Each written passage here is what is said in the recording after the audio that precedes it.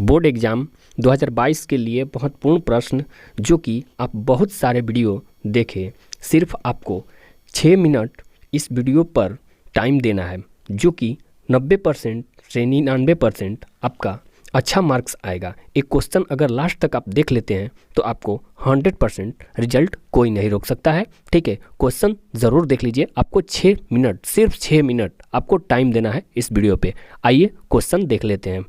1 number question देखेंगे, वास्तविक प्रतिबिंब और आभासी प्रतिबिंब में अंतर लिखें। जो कि यहाँ पे 1 नंबर जो क्वेश्चन दिया है ये अंतर स्पष्ट करना है इसमें। ठीक है, उसके बाद 2 नंबर क्वेश्चन देखेंगे, लेंस की क्षमता से आप क्या समझते हैं, इसका मात्रक क्या है। यहाँ इसका क्षमता लिखना है, उसका बाद मात्रक भी लिखना है इसमें। ठीक है, उसके बाद 3 नंबर क्वेश्चन देखेंगे, स्पष्ट दृष्टि की न्यूनतम दूरी क्या है।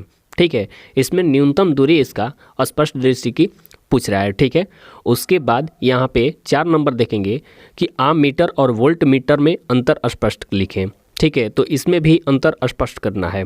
उसके बाद 5 नंबर देखेंगे, विद्युत मोटर का सिद्धांत क्या है। ठीक है, तो यहाँ विद्युत मोटर का सिद्धांत आपको लिखना है। ठीक है, उसके बाद 6 नंबर क्वेश्चन देखेंगे, क्या कोई ऊर्जा स्रोत प्रदूषण मुक्त हो सकता है, क्यों अथवा क्यों नहीं। मतलब कि यहाँ प्रदूषण से मुक्त जैसे कि दिया है, यहाँ पे हो सकता भी है और क्यों नहीं हो सकता है, ये दोनों आपको स्पष्ट करना है।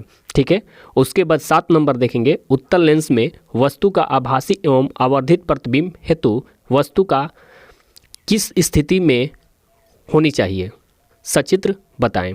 उसके बाद 8 नंबर क्वेश्चन देखेंगे, पानी में रखा सिक्का उठा हुआ दिखता है, क्यों। ठीक है, जो कि पानी में सिक्का अगर रहता है तो उसमें उठा हुआ मतलब दिखता है, एक क्यों आपको बताना है। ठीक है, उसके बाद 9 नंबर क्वेश्चन देखेंगे, मानव आँख में दृष्टि दोष क्या है, यह कितने प्रकार के होते हैं। जैसे कि दृष्टि दोष में आपको बताना है कि यह कितने प्रकार के भी होता है। ठीक है, इसका दोष भी बताना है और यह कितने प्रकार के होते हैं। ठीक है, उसके बाद 10 नंबर क्वेश्चन देखेंगे, यदि किसी वस्तु विद्युत बल्ब के तंतु का प्रतिरोध 1200 ओम है तो बल्ब 220 वोल्ट स्रोत से कितनी विद्युत धारा लगेगा।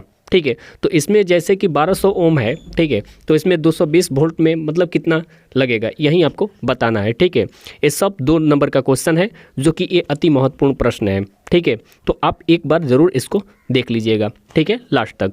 उसके बाद 11 नंबर क्वेश्चन देखेंगे, विद्युत धारा के चुंबकीय प्रभाव से संबंधित दक्षिण हस्त अंगूठा के नियम को लिखें। यहाँ दक्षिण हस्त अंगूठा का नियम आपको बताना है। ठीक है, ये भी 2 नंबर का क्वेश्चन है।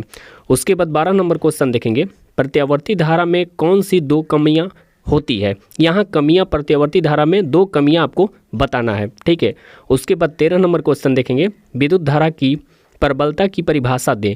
यहाँ विद्युत धारा की प्रबलता की परिभाषा आपको बताना है। ठीक है, उसके बाद 14 नंबर क्वेश्चन देखेंगे, फ्यूज के तार की 3 प्रमुख विशेषताएं लिखें।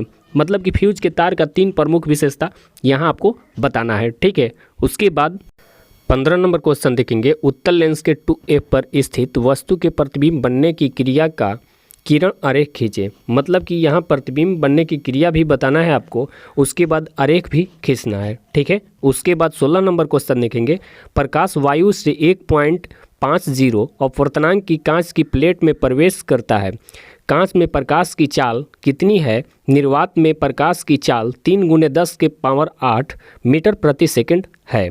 ठीक है, तो ये भी मोस्ट इंपॉर्टेंट क्वेश्चन है। ठीक है, 16 नंबर है। उसके बाद 17 नंबर क्वेश्चन देखेंगे, प्रिज्म से होकर प्रकाश के अपवर्तनांक का नामांकित किरण आरेख खींचे। ठीक है, इसका भी प्रिज्म के आरेख मतलब अपवर्तनांक का खींचना है, आपको बताना है। ठीक है, उसके बाद 18 नंबर क्वेश्चन देखेंगे, किसी अंतरिक्ष यात्री को आकाश नीले की अपेक्षा काला क्यों प्रतीत होता है। ये भी मोस्ट इंपॉर्टेंट क्वेश्चन है, बहुत बार रिपीट किया गया है। ठीक है, 19 नंबर क्वेश्चन देखेंगे, विद्युत लैंप के तंतु के निर्माण में प्रायः एकमात्र टंगस्टन का ही उपयोग किया जाता है। ठीक है, तो यहाँ देखिए एक टंगस्टन की बात हो रहा है। ठीक है, जो कि इसमें लैंप जो होता है उसमें एक ही टंगस्टन लगाया जाता है। ठीक है, तो इसका उपयोग आपको बताना है। ठीक है, उसके बाद 20 नंबर क्वेश्चन देखेंगे, 2 ऊर्जा स्रोतों के नाम लिखें, मतलब कि 2 ऊर्जा स्रोत का आपको नाम बताना है, ठीक है। उसके बाद 21 नंबर क्वेश्चन देखेंगे, दूरदृष्टि दोष किसे कहते हैं, ठीक है। तो इसमें दूरदृष्टि दोष किसे कहते हैं ये आपको बताना है, ठीक है। ये भी 2 नंबर का क्वेश्चन है। उसके बाद 22 नंबर क्वेश्चन देखेंगे, जो कि निकट दृष्टि दोष किसे कहते हैं, मतलब कि दूरदृष्टि और निकट दृष्टि, मतलब कि ये कन्फर्म है कि दोनों में से कोई एक ना एक 100% आने वाला है, ठीक है। तो ये मोस्ट इंपॉर्टेंट क्वेश्चन है, आप जरूर एक बार रिपीट कर लीजिएगा, ठीक है। उसके बाद 23 नंबर क्वेश्चन देखेंगे, ओम का नियम लिखें, ठीक है। ओम का नियम भी लिखना है आपको, ठीक है। उसके बाद 24 नंबर क्वेश्चन देखेंगे, निकट दृष्टि दोष किसे कहते हैं, इसके क्या कारण है, ठीक है। इसका कारण भी बताना है, निकट दृष्टि दोष किसे कहते हैं इसका कारण भी बताना है आपको, ठीक है। या तो निकट दृष्टि दोष पूछा जा सकता है आपसे, या इसके कारण भी इसके साथ आपसे पूछा जा सकता है, ठीक है। तो ये भी मोस्ट इंपॉर्टेंट क्वेश्चन है। उसके बाद लास्ट 25 नंबर क्वेश्चन है, सूर्योदय के समय सूर्य रक्तदाब क्यों प्रतीत होता है, ठीक है। जो कि सूर्य निकलते हैं तो उस टाइम आपको बहुत सारा लाल दिखाई देता है, ठीक है। तो ये क्यों दिखाई देता है आपको ये बताना है, ठीक है। तो ये आपको वीडियो अच्छा लगा हो तो आप लाइक कीजिए और सब्सक्राइब कीजिए और बेल घंटी पे ऑल पे प्रेस कर दीजिएगा और अधिक से अधिक शेयर कर दीजिएगा, क्योंकि ज़्यादा वक्त नहीं है, ठीक है। तो ये तब तक अगला वीडियो में फिर मिलते हैं। जय माता दी।